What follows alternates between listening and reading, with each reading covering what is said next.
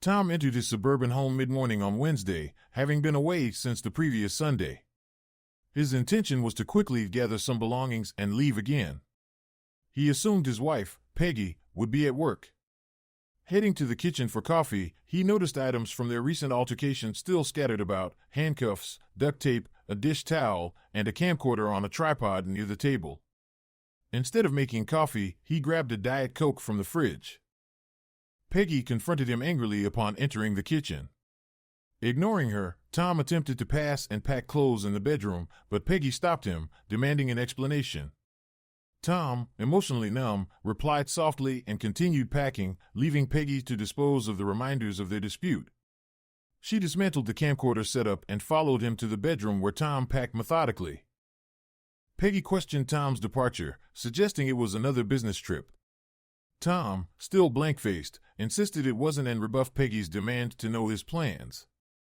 Their exchange turned bitter as Tom reminded Peggy of their shattered trust. He finished packing, placed his suitcase by the door, and gathered work items in silence. Peggy trailed him to the den, where Tom found the camcorder and confronted Peggy about its contents, which she coldly acknowledged were her payback. Tom's lack of reaction frustrated Peggy, who demanded answers. Tom, flushed with suppressed emotion, questioned Peggy's own past actions. When Peggy asked why he was leaving, Tom asked her to sit, signaling a moment for them to finally talk. Tom unpacked his laptop and placed it on the table, signaling Peggy to join him. With the SD card inserted, he started the recording, revealing a setup in their kitchen with an empty table and a chair pushed back. The recording showed Peggy inviting Tom into the kitchen with promises of a surprise. Tom appeared smiling, and Peggy, dressed in a robe, handed him handcuffs. She proceeded to cuff him to a chair, revealing herself provocatively as she secured him. After applying duct tape over his mouth, she disrobed, leaving Tom visibly stunned but initially amused. As the recording continued, footsteps approached, and a man entered wearing Tom's robe, shocking Tom out of his initial amusement. Peggy introduced the man as Joey from her workplace, proceeding to undress him and engage in sexual acts in front of Tom, who watched in disbelief and horror. Tom halted the playback and confronted Peggy, demanding an explanation. Peggy accused Tom of infidelity, referencing a past warning she allegedly gave him before they married. Tom denied any wrongdoing, insisting he had no idea what she was talking about. Peggy remained resolute, claiming Tom had indeed cheated, refusing to provide specifics. Frustrated and confused, Tom retrieved the SD card and shut down his laptop, preparing to leave. He challenged Peggy to explain herself or risk him walking out immediately, his patience wearing thin. "Fine, play innocent all you want. While you were supposedly on a business trip last week, Jerry's wife, Jill, called me. She claimed you and Jerry spent the week with a couple of women." "Jill told you that?" "She did." "What proof did she have?" "Stop pretending, Tom. You know what happened." "So, you took revenge on me based on a phone call?" "From someone I trust." "Yes, I did." "With just her word? No real evidence?" "I didn't need any." "Peg, you handcuffed me, performed sexual acts in front of me, and humiliated me, all based on someone's word?" "Exactly. It was payback."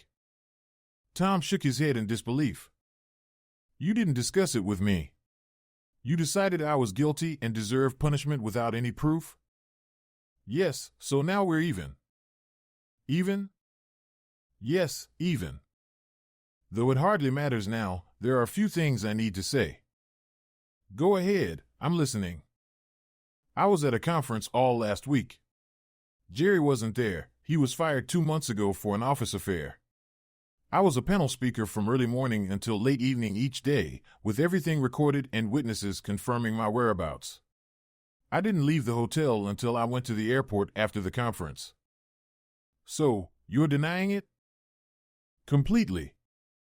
"I don't believe you." "Clearly. I have proof of where I was and what I was doing the entire time, while you have a phone call from someone who wasn't even present. Seems like a flimsy case to me." "But I believe her." "What we believe doesn't make it true. I thought I was married to a loving woman." Now I see I'm married to someone who degraded me without evidence. Peggy remained silent. I'm leaving. You'll hear from my attorney soon. I won't divorce you. That's what this was about.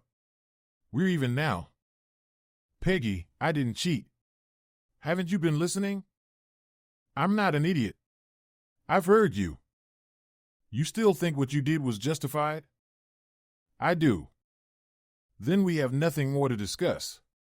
Call Jill and find out her evidence. It doesn't matter now. Without saying another word, Tom left the house and headed to his hotel. There, he burned the incriminating video onto 3 DVDs. Having already scheduled an appointment with his attorney, he promptly went to begin the divorce proceedings, citing adultery as the reason, supported by the DVD evidence he provided. Tom planned to personally serve Peggy with the divorce papers once filed, leveraging the prenuptial agreement to protect his assets. During the attorney consultation, financial matters were addressed, and Tom took care of them immediately afterward. He switched his cell phone to silent mode upon arrival at the hotel and later discovered multiple missed calls and messages from Peggy and her family. Ignoring them, he deleted all voicemails, texts, and emails from Peggy, choosing not to engage. Peggy's family, including her father Sean, reached out angrily, accusing Tom of wrongdoing. Tom maintained his composure, refusing to discuss the situation with them and advising them to speak directly to Peggy for answers. Despite Sean's threats, Tom remained resolute in his decision not to engage further. The next morning, Tom acquired a new cell phone while keeping the old one. He visited his office to arrange for an extended leave of absence, providing his new contact details confidentially. He then rented a furnished apartment on the other side of town, stocking it with essentials from the grocery store. By day's end, he had established a new residence and begun settling in. Friday morning, Tom received a call from his attorney. They met at the courthouse, where Tom signed the divorce documents. After filing them, he received a copy for Peggy, ensuring she would be served by an impartial witness. Tom then called Peggy, and they agreed to meet for lunch at a familiar restaurant. When Peggy arrived, Tom was already seated at a quiet table in the back. She appeared dressed up and hopeful, but Tom greeted her with a hug and only presented his cheek when she tried to kiss him, disappointing Peggy. They sat facing each other at the table. Peggy, I made a mistake. I want us to put this behind us and move forward, Peggy pleaded. I agree. It's time to move forward, Tom replied, signaling for the server, Lynn, whom they knew well. What can I get for you to drink? Lynn asked, smiling. 2 Diet Cokes, Peggy replied. Lynn, could you stay for a moment? Tom requested, reaching for the divorce petition beside him and handing it to Peggy. Peggy, this is a petition for divorce. Lynn is my witness that you've been served. Thank you, Lynn. Peggy's face paled as she looked at the papers, and Lynn went to fetch their drinks. Tom, you said you wanted to put this behind us and move forward, Peggy insisted. And that's exactly what I'm doing. Moving forward, Tom affirmed. But Tom, I made a mistake. This isn't what I meant, Peggy pleaded. Peggy, we've been married over 7 years. Until last Sunday, they were the most wonderful years of my life. I loved you like I've never loved anyone and probably never will again, Tom said solemnly. Don't throw that away, Tom. We have a wonderful marriage, Peggy implored. Had, not have. You destroyed both our marriage and my love last Sunday, Tom replied firmly. I made a mistake. Can't you see that? Peggy begged. Let me tell you what I see when I look at you or when I close my eyes, Tom began, his voice filled with pain. I see the woman that I loved performing sexual acts in front of me with another man. I hear her words of praise for him, contrasting with her criticism of me. I see her disrespecting me in the most intimate and humiliating ways possible. Peggy looked distraught, but Tom continued. That's what I see now, Peggy. Not the woman I cherished. You killed her that day. But Tom, it was all a mistake, Peggy insisted. No, it was very intentional. The reason behind it might have been a mistake, but the act itself was deliberate, Tom said firmly. I told you if you cheated on me, I would have a revenge encounter in front of you. You knew what would happen and even agreed to it. Yes, I did, knowing it would never come to that. What did I tell you would happen if you cheated on me? Tom's voice was firm, his eyes fixed on Peggy. Peggy looked down at the table. You said you'd divorce me. Did you agree to that? Yes, but I didn't cheat on you. Tom handed her a DVD. This is for you. It's a copy of your not cheating encounter with Joey. Tom, that wasn't cheating. It was revenge. Lynn returned with their drinks and took their lunch orders. Peggy, having sex outside the marriage is adultery, and unless both parties agree to it, that makes it cheating. We can work this out, Tom. We'll go to counseling. No, Peg, we can't. You showed me a side of you that destroyed the woman I loved. You murdered her just as surely as if you'd cut her heart out. But you didn't, instead you ripped my heart out. I don't want a divorce. I'll fight you. You showed me another side of you on Sunday. I have another side too. You don't want to see it. What other side? The side where I become as vicious, uncaring, and spiteful as you were on Sunday. I won't use mistake as an excuse. I'll take full responsibility for what I do. You aren't like that and you know it. Funny, I thought the same thing about you. Damn it, Tom. It was a mistake. No. It was an intentional act of revenge. What have you told your parents? I told them we had a spat and that we'd work it out. A spat over what? Peggy looked down at the table and didn't reply. Over what, Peggy? I told them you were having an affair. You never told them the truth? No. Why? They wouldn't understand. Understand what? They wouldn't understand how it was a mistake. Maybe it's finally sinking in. Tom, I know what I did to you was wrong. I based it on judgment rather than fact. I know I hurt you deeply, but we can get past this. We can put our marriage back together. We can put this behind us. We'll put the marriage behind us all right. The woman I love doesn't exist anymore. I'll fight you every step of the way. I'm saving our marriage. There's nothing to save. It's over. Don't force me to bring out my other side. You won't like it. You're bluffing.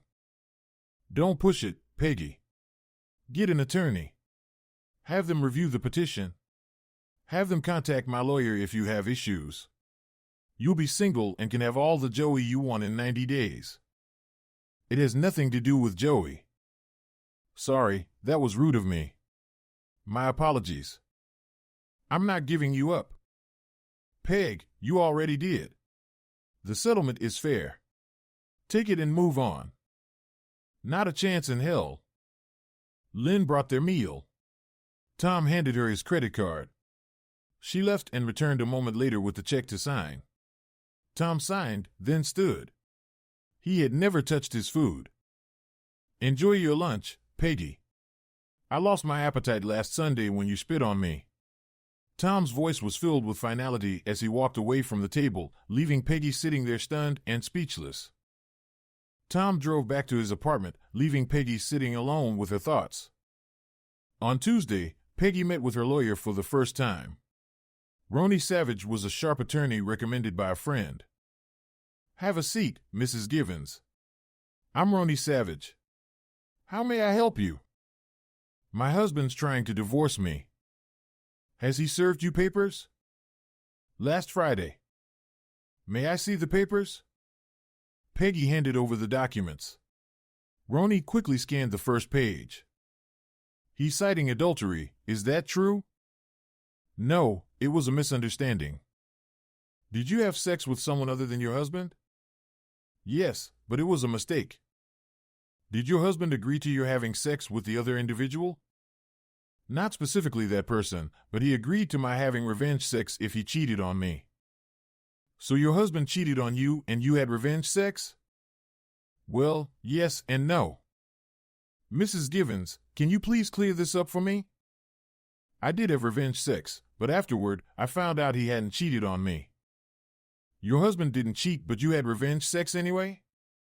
Yes. Mrs. Givens, that's called adultery. But I thought he had cheated. What evidence did you have? A friend told me he did it. But apparently, your friend was mistaken? Yes, finally, someone who sees it was a mistake. Mrs. Givens, based on what you've told me, I'm seeing a woman who had revenge sex on her husband based on hearsay evidence.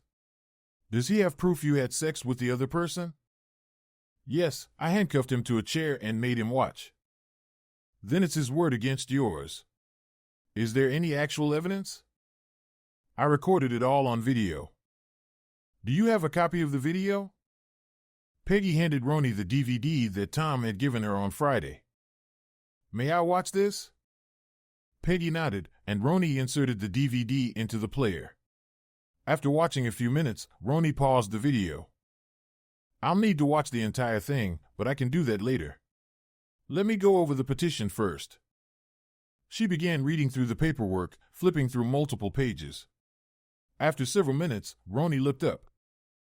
I see that you signed a prenup, and from a brief look, it seems pretty solid when it comes to adultery. If he'll change the complaint to irreconcilable differences, we can avoid that part of it. That, I suspect, will be a difficult task. Even with the prenup, he's offering you considerably more than the law requires.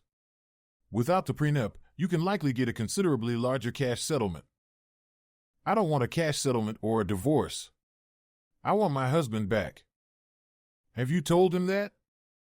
Yes, he won't even consider it. Contested divorces can get very expensive for everyone involved. If we request counseling, it can't hurt. Let's do that then. We can ask for counseling and let him know that if he refuses, we'll fight for everything. Okay. Do you have any dirt on your husband?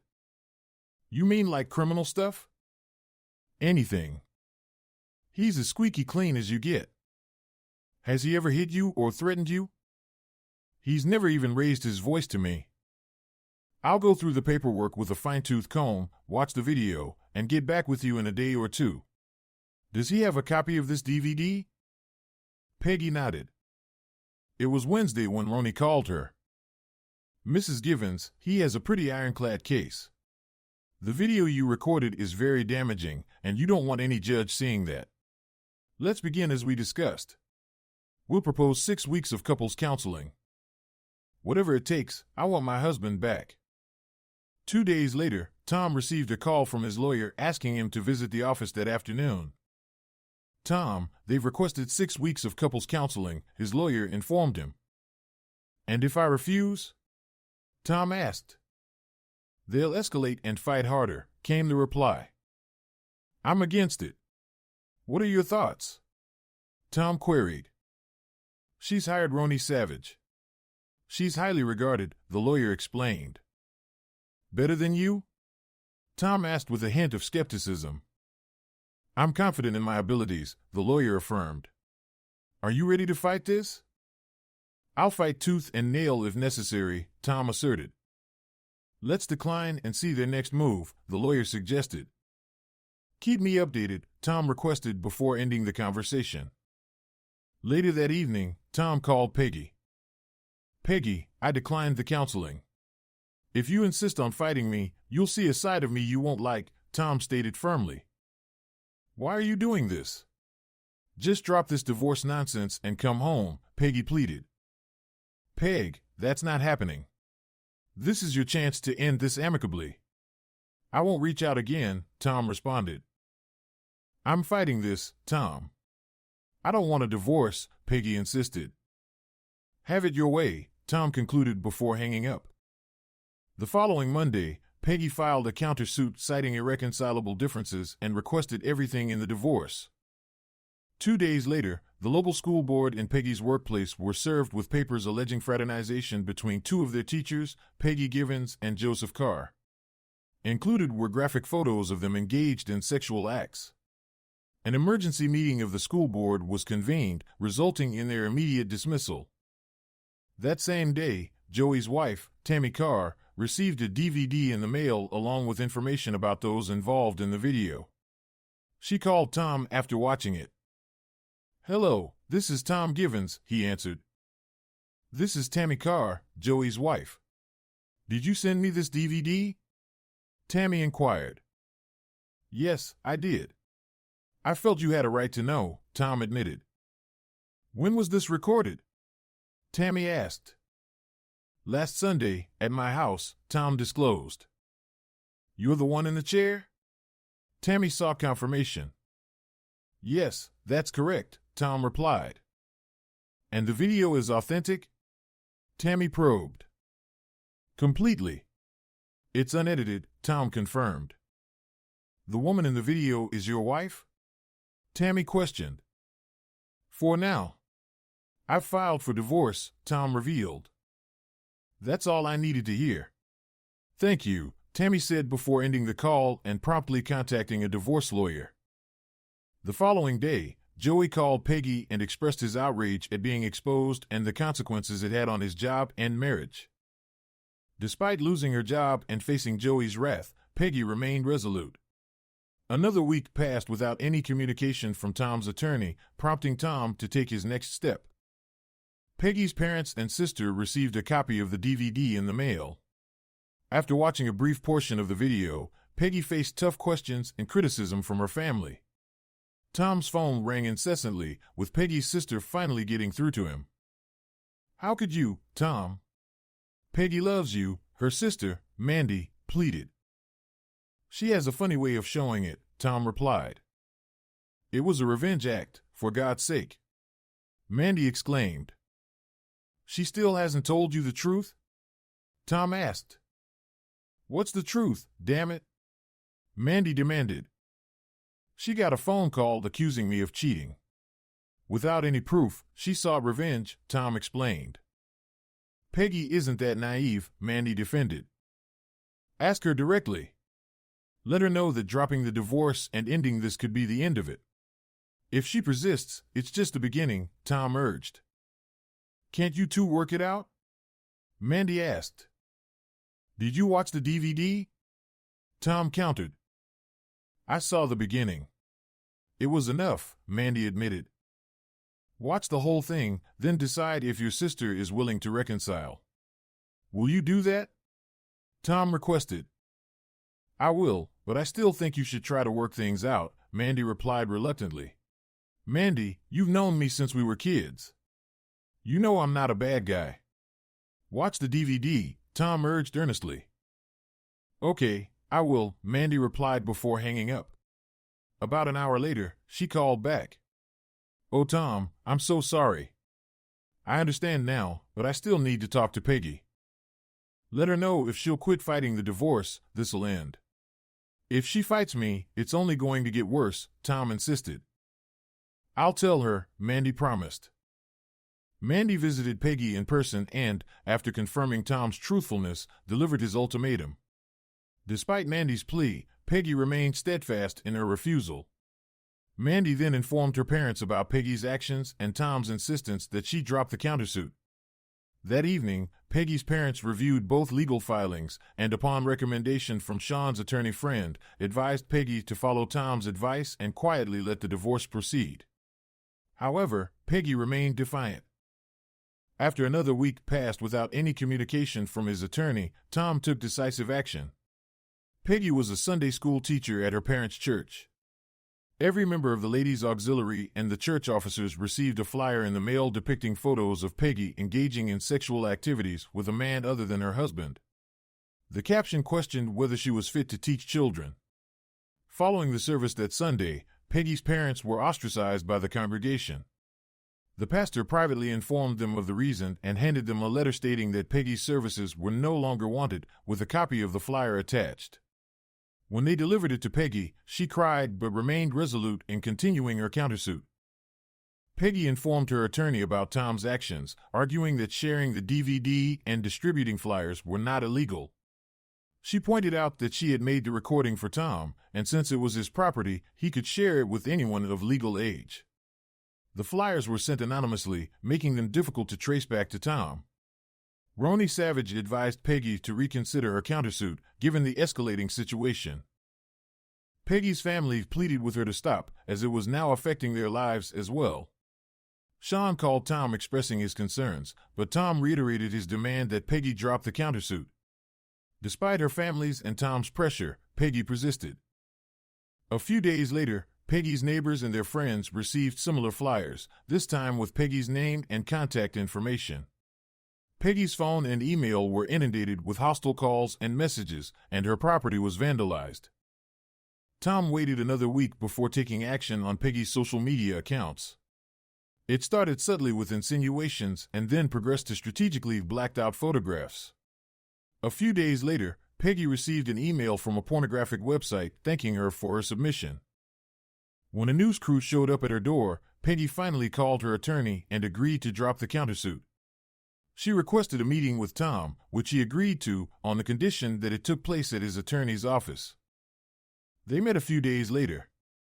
Peggy appeared like a mere shadow of her former self. She had visibly lost weight, and her tired appearance suggested she had lost much sleep as well. "Peggy," Tom began gently as he sat across from her at the table. "I dropped the countersuit." "You win," Peggy said quietly. "No, Peggy, I lost. I lost the woman I loved. I lost my marriage. I lost everything that mattered to me," Tom replied with sadness in his voice. "You do have a side I'd never seen," Peggy admitted softly. "I'm sorry you had to see that," Tom replied, regret clear in his eyes. "Tom, I don't know what to say. I can't show my face anywhere. I'll probably have to move away just to find a job," Peggy said, her voice wavering.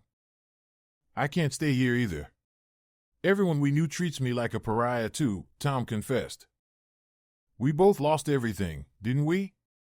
Peggy asked sadly. "Yes, Peg, we did," Tom acknowledged, his eyes welling with tears. "I know it's too late now, but was there anything I could have done to make things right?" Peggy asked, her voice pleading. "Besides figuring out how to turn back time?" Tom replied heavily. "Yes, besides that," Peggy persisted. "I don't think so, Peggy," Tom said quietly. Tom stood up to leave. Peggy also stood and reached out her arms for one last hug. Tears streamed down her cheeks. Tom hesitated, taking a step toward her before stopping. Tears now ran down his own cheeks. "I can't, Peggy. It would feel like I was betraying the woman I loved," Tom whispered, his gaze fixed on her. He stood silently for a moment, then turned and walked toward the door. As his hand touched the doorknob, he glanced back at her. "There was one thing that might have helped," Tom said quietly. "What, Tom?" Peggy asked, her voice hopeful. "Just once, you could have said I'm sorry, just once," Tom replied softly. With that, Tom walked out of the office and out of Peggy's life. Thanks for watching and have a great day. Write your opinion in the comments.